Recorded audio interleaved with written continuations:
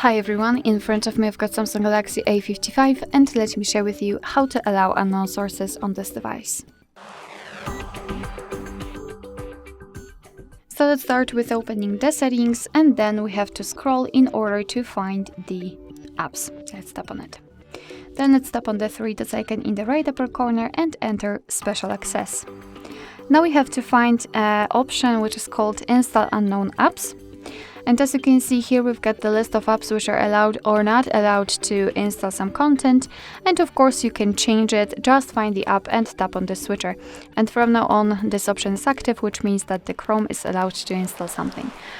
Be aware that you're doing it on your own responsibility because some third-party apps aren't verified by the developer, so you may put your data and actually whole device at risk. So really remember about that and choose the apps wisely. As you can see here, you've got also the information about it.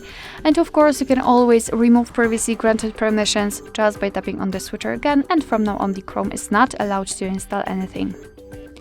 Alright, so that'll be all. Thank you so much for watching. I hope that this video was helpful, and if it was, please hit the subscribe button and leave the thumbs up.